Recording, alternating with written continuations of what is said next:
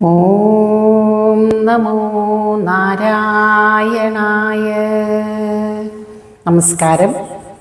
ഇന്ന് നാരായണീയം 33-ാമത്തെ ദശകം അംബരീഷ ചരിതത്തിലെ ആദ്യത്തെ 5 ശ്ലോകങ്ങൾ കേൾക്കാം.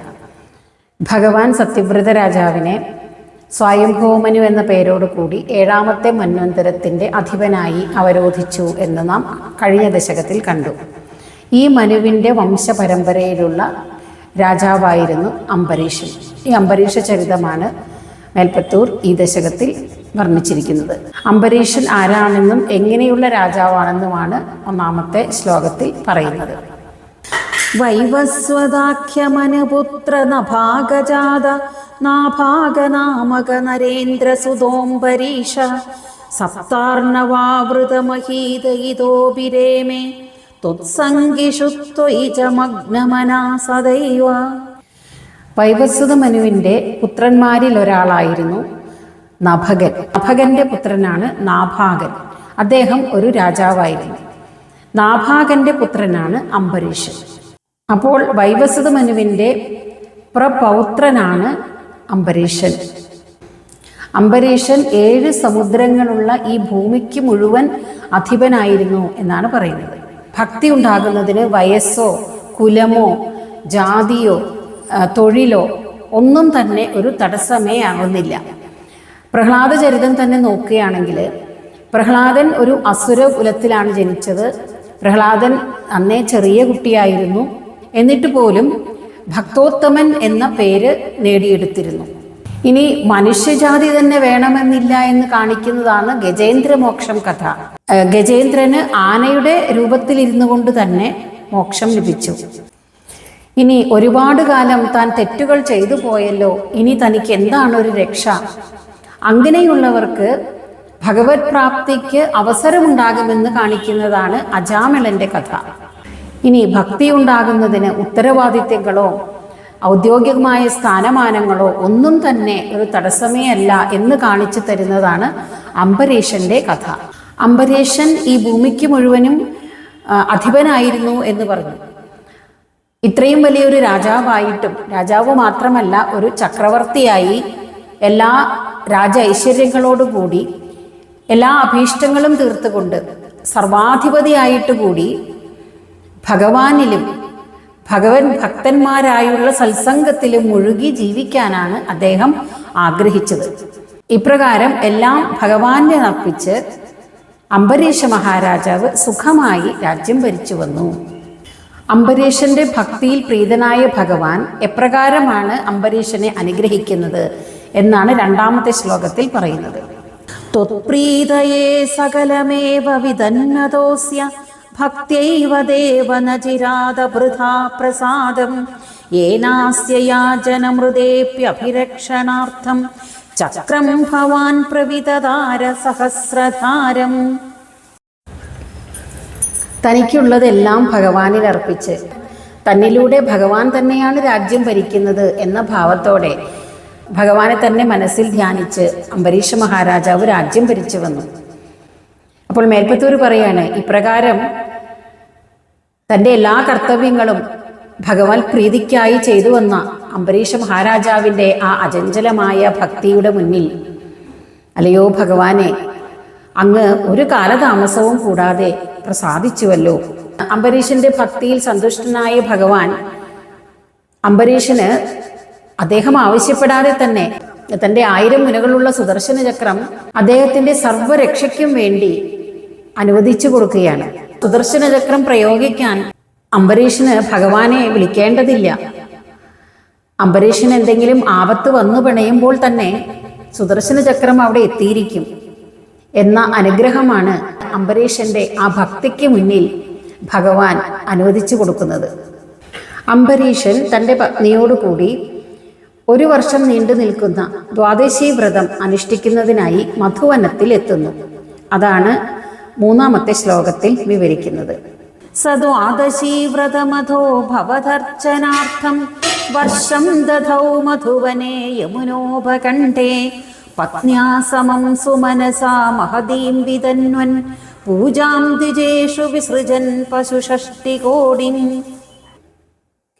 ഇപ്രകാരം കാലം കഴിഞ്ഞു വരവേ 1 വർഷം നീണ്ടു നിൽക്കുന്ന ദ്വാദശി വ്രതം അനുഷ്ഠിക്കാൻ അംബരീഷൻ തീരുമാനിക്കുന്നു.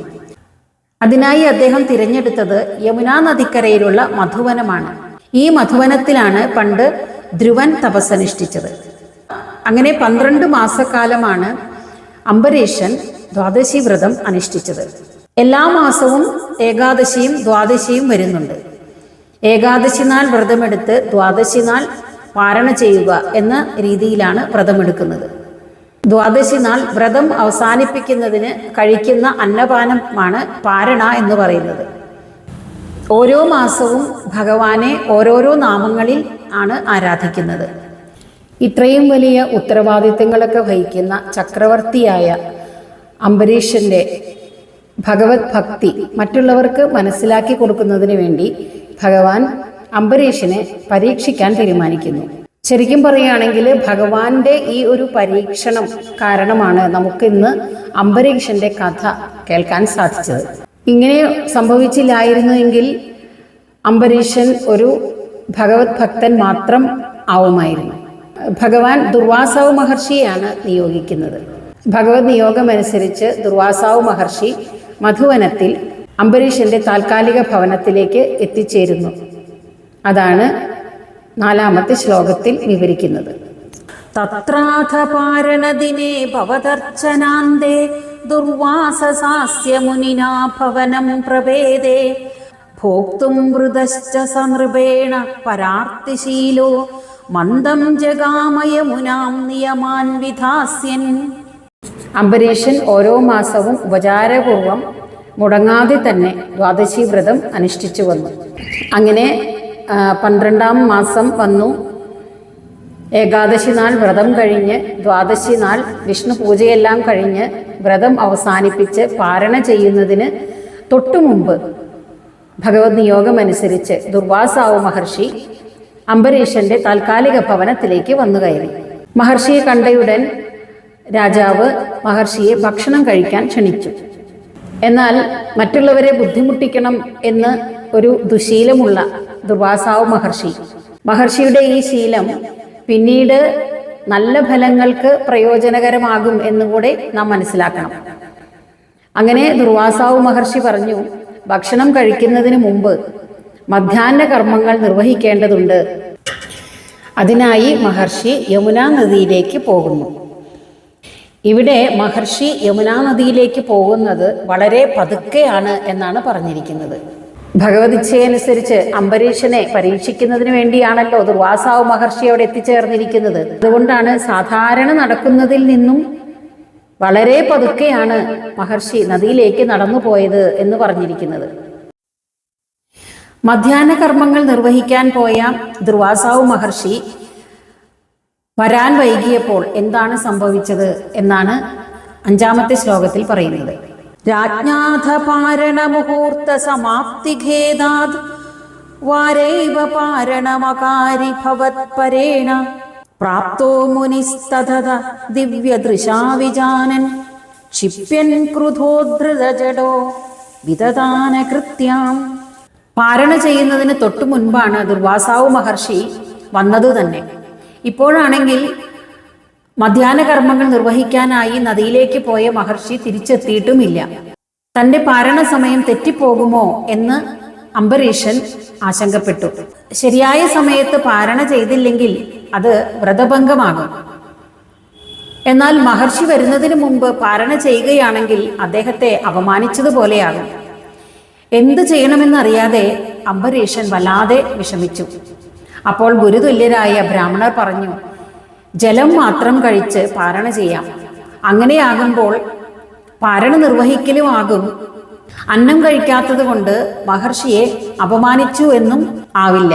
അങ്ങനെ അവർ നിർദ്ദേശിച്ച പ്രകാരം ഭഗവാനെ മനസ്സിൽ ധ്യാനിച്ച് താൻ ചെയ്യുന്നത് തെറ്റാണെങ്കിൽ തന്നോട് പൊറുക്കണമേ എന്ന് ഭഗവാനോട് പ്രാർത്ഥിച്ചുകൊണ്ട് ജലം മാത്രം കഴിച്ച് അംബരീഷൻ പാരണ നിർവഹിച്ചു. ആ ക്ഷണത്തിൽ തന്നെ ദുർവാസാവ് മഹർഷി അവിടെ എത്തിച്ചേർന്നു. ഇതിനു വേണ്ടിയാണല്ലോ ദുർവാസാവ് മഹർഷി വരാൻ വൈകിയത്. അംബരീഷൻ ജലം മാത്രം കഴിച്ച് പാരണ നിർവഹിച്ച കാര്യം ദുർവാസാവ് മഹർഷി തൻ്റെ ദിവ്യദൃഷ്ടി കൊണ്ട് മനസ്സിലാക്കി.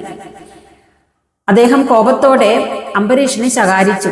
എന്നിട്ടും ക്രോധമടങ്ങാതെ തൻ്റെ ജട പറിച്ചെടുത്ത് കൃത്യ എന്ന ഒരു അഗ്നിമയിയും സംഹാരാത്മികയുമായ ഒരു രാക്ഷസിയെ സൃഷ്ടിച്ചു വിട്ടു. 6-ാമത്തെ ശ്ലോകം മുതൽ അടുത്ത ഭാഗത്ത് കേൾക്കാം.